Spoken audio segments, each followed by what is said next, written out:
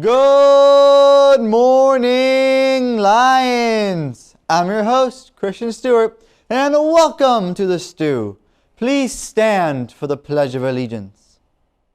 I pledge allegiance to the flag of the United States of America and to the republic for which it stands, one nation, under God, indivisible, with liberty and justice for all. And now for a moment of silent meditation.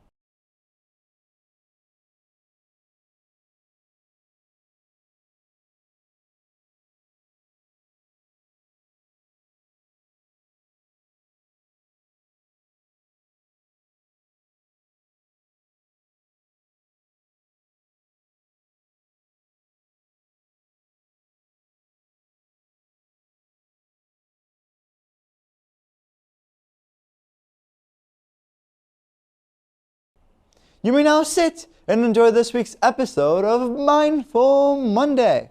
Good morning, Lions, and welcome to Mindful Mondays.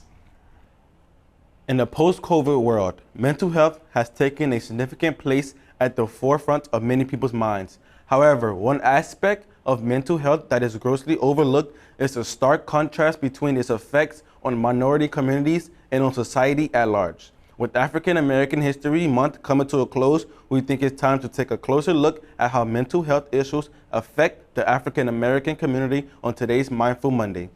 According to several prominent psychologists, the African American community is disproportionately affected by mental health issues due to the fact that members of this group have sustained a traumatic psychological and emotional injury because of enslavement, is advocated by social and institutional inequality, racism, and oppression. The effects are thought to be linked to physical health disparities, which place African Americans at a higher risk for certain medical conditions. It should be noted that not all African Americans display overt symptoms of cultural trauma or display them due to them to the same degree. However, it is clear that culture influences the way people understand mental health and their regard for it. As is the case for many of us in South Florida, mental health is considered a taboo subject in many racial and ethnic communities. Despite this inherent aversion to discussing our mental health, COVID has made many of us realize just how important a topic it is to bring to light. The African American community largely struggles to speak openly about mental health because of the stigmatization such discussions receive in the mainstream media, among cultural leaders, and in society at large.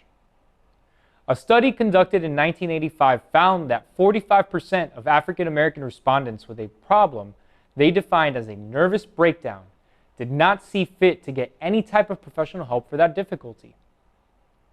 Of the 55% who did seek professional help, 15% contacted a psychiatrist or a psychologist, and 9.4% contacted a mental health center. A staggering 76% of respondents in that study did not contact a mental health resource while they were struggling with that severe difficulty. While possible explanations for failing to seek out help include economic, personal, interpersonal, or social issues, the much more likely conclusion is that there are cultural reasons for refusing to seek help when one is having mental health issues. The stigma surrounding mental health discussions as being too hard or a sign of weakness makes it increasingly difficult for people of color to get the help that they need. And for the African American and Black community, years of systemic trauma compound the effects of those difficulties until they mental health, because it is mental health. So with that said, what can we do? There is no easy solution to this complex problem, just as there is no easy solution to systemic racism. However, each of us has the power to open these discussions and be supportive of those in the African American, Black, and people of color communities who are struggling through a mental health difficulty. By opening up conversations about mental health in these groups, we can begin to destigmatize the topic and create an open forum for people of color to get the help that everyone deserves. It is our responsibility as individuals to deconstruct the biases that we were conditioned to believe, like having a mental health episode is a sign of weakness, or that seeing a therapist is a waste of time. mental health professionals have the responsibility of evaluating cultural context when designing intervention to promote mental health among these minority communities. All of us can and will make a difference if we start breaking the mold, one conversation at a time.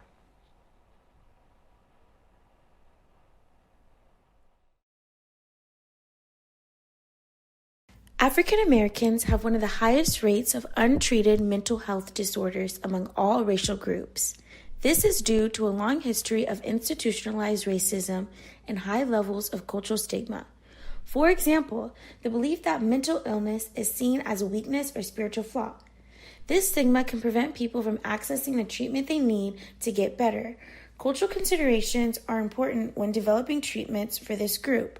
Many place high value on the church and religion as a coping tool and source of strength for problems, including mental health issues. Respected spiritual leaders can be harnessed to provide support for those with mental illness in their communities. When the leaders work collaboratively with mental health professionals, then there is a potential to provide mental health expertise in a culturally relevant context, creating fair access to proper mental health treatment.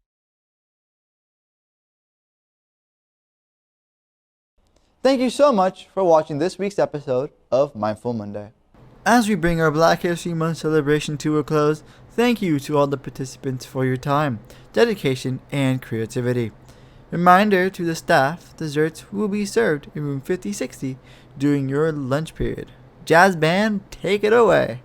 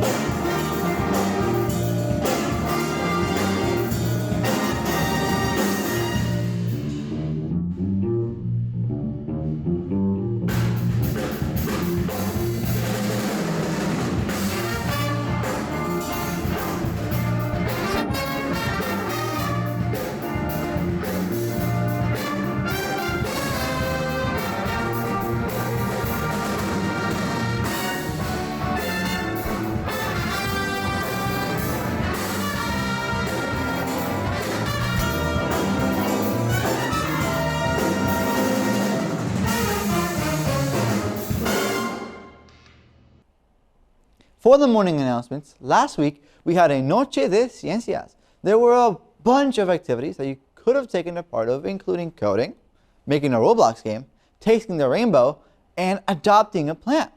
NHS will be selling Pringles from February 22nd to March 4th. Boxes can be picked up at Mr. Torres' room. Members who sell will earn a point. Money is to be turned in on March 4th. SGA will be having a general meeting on March 1st on the second floor of the library at 2:35 p.m. So everyone is invited to come, and I'll see you there.